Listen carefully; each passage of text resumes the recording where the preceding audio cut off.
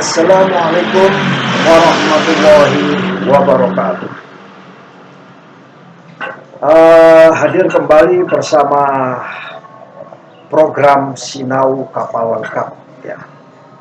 Program ini dibuat agar kita sebagai negara maritim mempunyai pemahaman yang sama perihal apa saja yang terkait dengan bisnis perkapalan, bisnis pelayaran, dan bisnis pendukung kemaritiman yang terkait. Kawan-kawan semua, kali ini saya akan berbagi perihal apa sebenarnya tujuan daripada dikibarkannya suatu bendera negara di atas suatu kapal. Apa sebenarnya tujuan hakiki kok setiap kapal di atasnya ada satu negara bendera, ya. Bukan International Code of Signal atau tanda bendera kapal terkait dengan kegiatan-kegiatan kapal. Jadi saya tekankan tadi bahwa bendera di sini adalah bendera negara. Seperti Indonesia, Negara Kesatuan Republik Indonesia ini adalah merah, ya, di bawahnya putih. Singapura merah putih, tapi ada gambar bintang, bulan dan bintangnya. Malaysia lain lagi, ya. Malaysia, Thailand, ya, Korea, Cina dan Jepang berbeda-beda. Australia, Papua Nugini, Timor Leste juga berbeda-beda. Filipina juga berbeda-beda. Kenapa hal ini tujuannya kok dikibarkan di atas kapal? Kawan-kawan semua, para praktisi maritim di Indonesia, para pemangku kepentingan, ya, mungkin pihak otoritas yang dalam hal ini adalah pemerintah, pihak TNI Angkatan Laut, ABRI, ya, yang terkait dengan kegiatan pengawasan di teritorial, ya. Kawan-kawan KSUP dan kawan-kawan semua, termasuk desainer kapal, ya, kalangan kapal, pemilik kapal, bahkan operator kapal, KKM, kapten, seluruh ABK, ya, tak terkecuali yang terkait dengan bisnis perkapalan, bisnis pelayaran, dan bisnis pendukung kegiatan kemaritiman. Bendera kapal dikibarkan di atas kapal bukan karena kehendak Indonesia, bukan karena kehendak negara-negara anggota PBB, tetapi bendera kapal dikibarkan ini adalah amanat dari suatu konvensi yang namanya Konvensi Pendaftaran Kapal yang diterbitkan oleh PBB. Jadi tidak sembarangan kenapa bendera suatu negara dikibarkan di atas kapal. Itu bukan keinginan Indonesia, bukan keinginan negara-negara anggota PBB, tetapi memang amanah dari PBB dan disepakati bersama dalam suatu konvensi yang disebut Convention of Registry, ya, pendaftaran kapal, ship register. Kawan-kawan semua, setidaknya ada 6 tujuan utama, ya. Ada 6 tujuan utama kenapa bendera kapal itu dikibarkan di atas kapal. Oke, kita mulai daripada tujuan utama yang pertama. Tujuan utama daripada bendera negara ditebarkan di atas kapal adalah terciptanya hubungan yang hakiki, ya, hubungan yang tulus, hubungan yang tiada batas antara kapal dengan negaranya. Hubungan yang hakiki itu tiada batas antara kapal dan negara.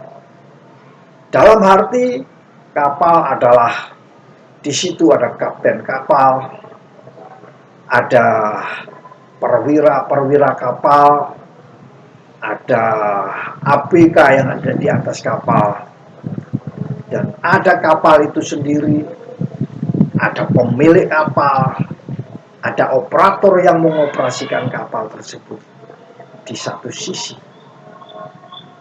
Tidak hanya sekedar mengoperasikan, tidak ada sekedar memiliki, tidak ada sekedar mengemudikan kapal, tetapi akan ada hubungan hakiki dengan pemerintah, yaitu negara di mana kapal tersebut didaftarkan.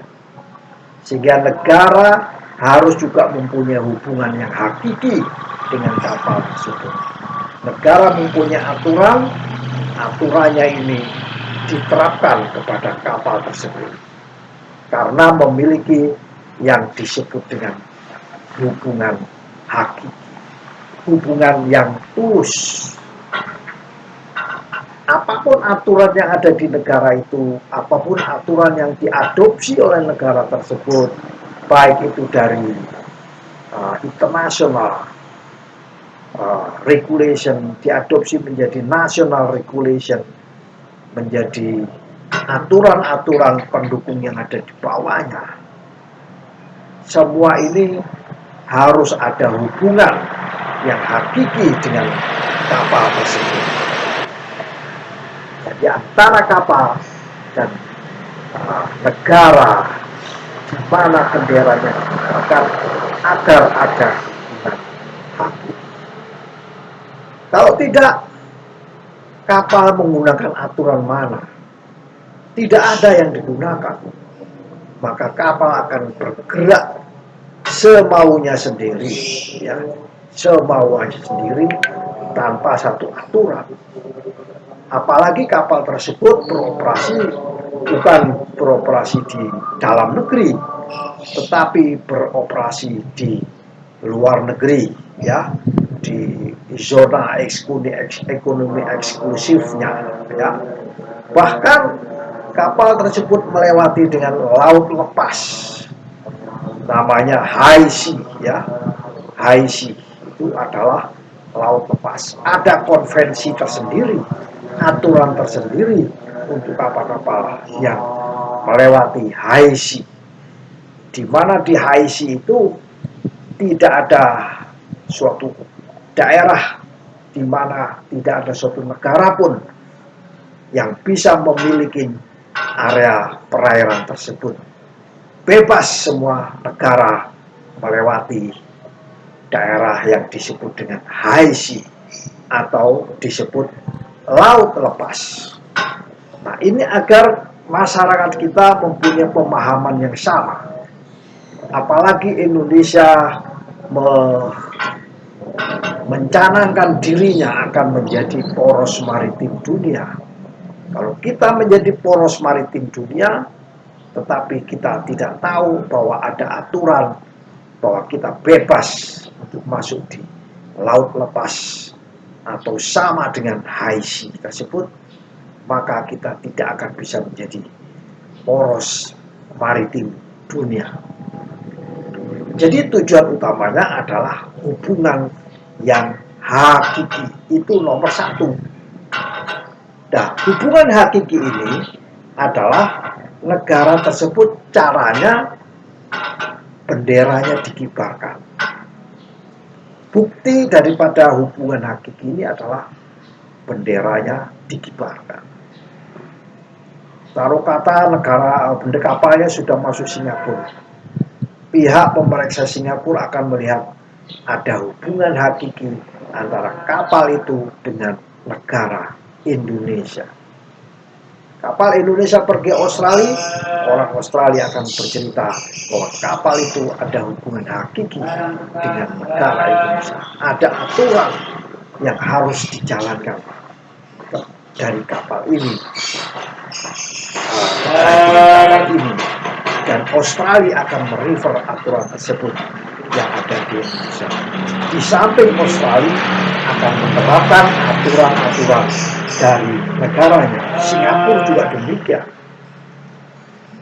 Jepang, Korea, China, Thailand, Filipina, semua kalau didatangin kapal-kapal Indonesia, maka dua regulasi negara tersebut harus diimplementasikan.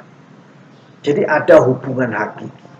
Kalau ada penyimpangan-penyimpangan dari kapal tersebut, maka negara yang ada di tempat tersebut, biasanya Port State Control, ya PSG, ya Port State Control Officer akan memberikan informasi, pemberitahuan bahwa kapalmu mengalami defisiensi, penyimpangan, harus diperbaiki. Kalau enggak, terjadilah itu namanya kapal tidak selamat dan kapal tidak aman.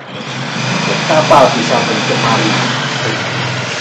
Hubungan hakiki ini harus ada. Begitu juga pemerintah. Pemerintah bertanggung jawab atas keselamatan kapal-kapalnya yang mengibarkan bendera.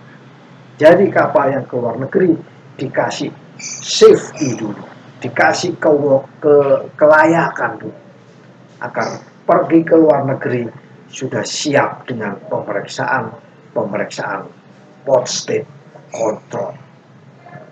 Taruh kata di Malaysia ada namanya CIC, yaitu Concentrated Inspection Campaign apa, maka harus dibekali kapal itu akan ada pemeriksaan pada item-item tersebut. Nah, itu adalah kita sebut sebagai tujuan khusus yang pertama.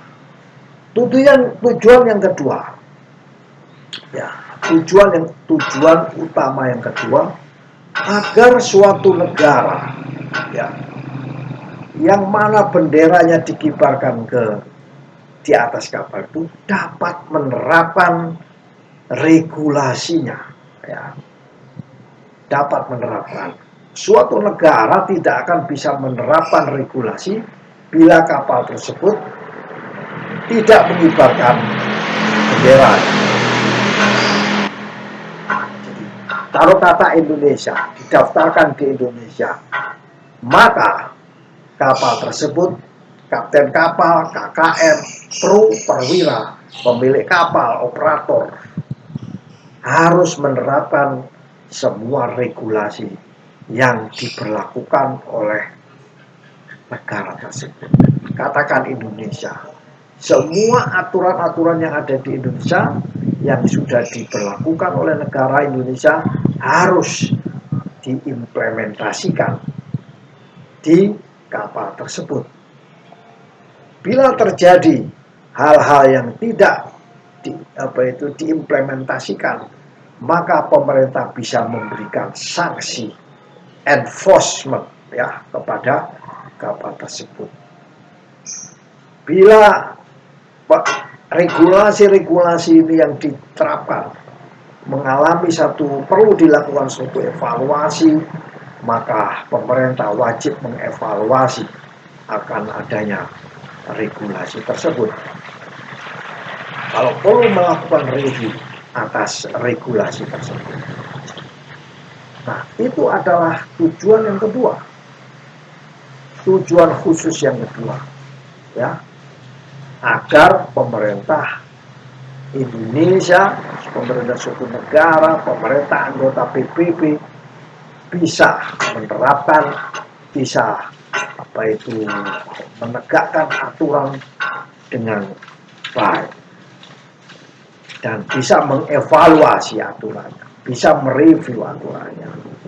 apakah perlu ada perbaikan-perbaikan ditinjau dari hasil pemeriksaan di atas kapal. Tujuan dan dibalik daripada tujuan implementasi ini agar kapal itu safety, ya, agar kapal itu selamat, agar kapal itu aman, tidak ada pembajakan, tidak ada terorisme yang bisa membahayakan kapal tersebut, agar kapal tersebut tidak mencemari kalau kapal mengalami bocor atau menumpahkan minyak. Bukti yang nyata daripada tujuan khusus yang kedua ini adalah adanya sertifikat yang sudah dimiliki oleh kapal. Biasanya sertifikat-sertifikat tersebut sudah ada di atas kapal untuk kepentingan pemeriksaan. Itu adalah tujuan kedua. Nah, tujuan ketiga adalah bahwa negara dan kapal, ya, itu bisa mengendalikan dirinya, ya. Di sini dikatakan negara bisa mengendalikan dirinya, mengendalikan aturan-aturannya dan terhadap kapal yang sudah dikasih identifikasi. Ada negara yang dikategorikan negara yang blacklist karena kapal-kapalnya banyak ditahan oleh luar. Ada negara-negara yang abu-abu atau disebut negara dalam daftar abu-abu, disebut grey list. Ada negara yang disebut negara putih atau whitelist, ya, dalam daftar whitelist, daftar grey list, dan blacklist. Semua negara-negara berlomba-lomba untuk mengawasi kapal-kapalnya agar kapal-kapalnya tidak tergolong kapal-kapal yang blacklist, agar bendera negaranya tidak tergolong sebagai negara yang blacklist. So, negara lain yang memeriksa juga demikian. Begitu tahu ada suatu negara, kapal suatu negara datang, maka identifikasinya adalah di bendera. So, sebenarnya tujuan yang ketiga yaitu sebagai pengawasan, kemudahan dalam pengawasan, kemudahan dalam mengelompokkan kapal-kapal. Ya. Ke depan diharapkan kapal-kapal Indonesia bukan menjadi kapal-kapal yang menjadi target daripada suatu pemeriksaan oleh inspektor atau officer daripada Port State Control. Tujuannya adalah pengawasan yang efektif. Ini adalah tujuan yang nomor 3. Lalu apa tujuan yang nomor 4? Yaitu agar pemilik kapal, ya, operator kapal ataupun pelaut ini bisa mengawasi tanggung jawabnya. Jadi namanya sudah dikasih sertifikat, sudah dikibarkan benderanya, dan sudah dikasih izin, maka kapal tersebut harus bertanggung jawab. Pemilik kapal harus bertanggung jawab melalui kapten kapal, ya, melalui kru-kru yang ada di atas kapal. Jangan sampai terjadi insiden tabrakan, jangan sampai terjadi kapal yang guling, jangan terjadi kapalnya pencemaran, jangan sampai ada potensi kapal itu mudah untuk dilakukan piracy atau pembajakan. Ini adalah yang keempat, yaitu kita sebut sebagai tanggung jawab.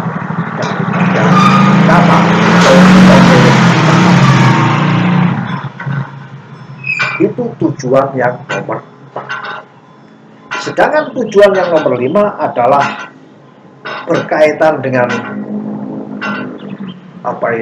pengawasan oleh pemerintah sendiri dalam hal teknis, ekonomis, sosial, dan lain-lain.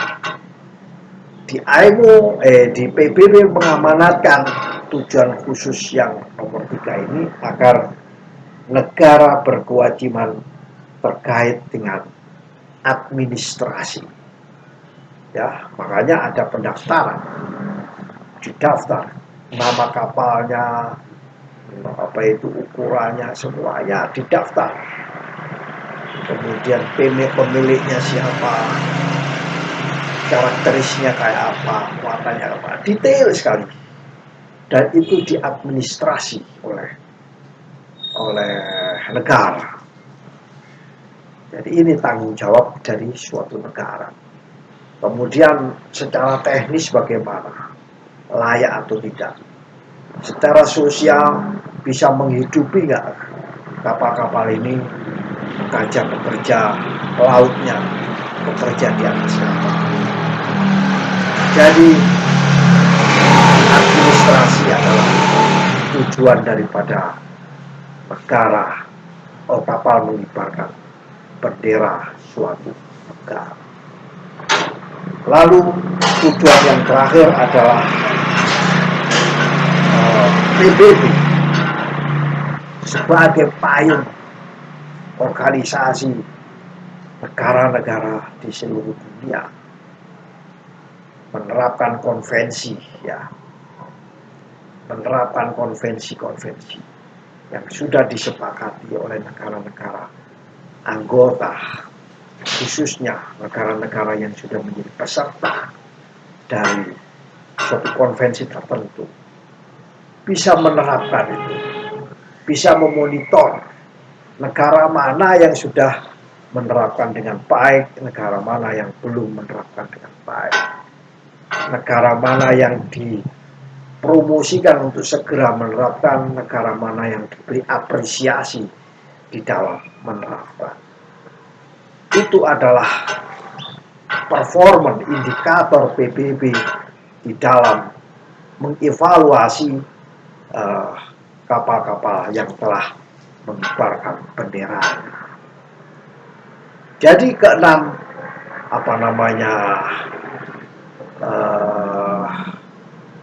tujuan khusus kenapa bendera negara dikibarkan ini harus kita fahami bersama, harus kita mengerti, kita baca juga di dalam konvensinya, kita bertanya kepada pemerintah terkait pendaftaran, apa yang harus dilakukan, sertifikat apa saja yang harus dipenuhi, apalagi prakteknya, praktis di lapangan bagaimana. Semuanya ini berpulang kepada bisnis, bisnis daripada bisnis perkapalan, bisnis pelayaran, dan bisnis kemaritiman, pendukung perkapalan dan pelayaran. Demikian sharing singkat dari saya perihal kenapa, tujuan utama apa, kenapa kok bendera kapal, bendera negara, suatu negara dikibarkan di atas kapal. Lebih kurangnya saya pribadi selaku hamba yang kurang memahami aturan ini, memohon kira-kira beberapa masukan agar ke depan saya akan bisa memberikan, Sinau Kapal akan bisa memberikan program-program tayangan yang lebih bermanfaat, tayangan edukasi yang lebih bermanfaat. Bagi yang belum memahami, ini bisa dijadikan bekal dalam mengoperasikan kapal. Demikian, lebih kurangnya saya memohon maaf. Wallahul muwaffiq ila aqwamit thoriq. Wassalamualaikum warahmatullahi wabarakatuh. Salam Indonesia.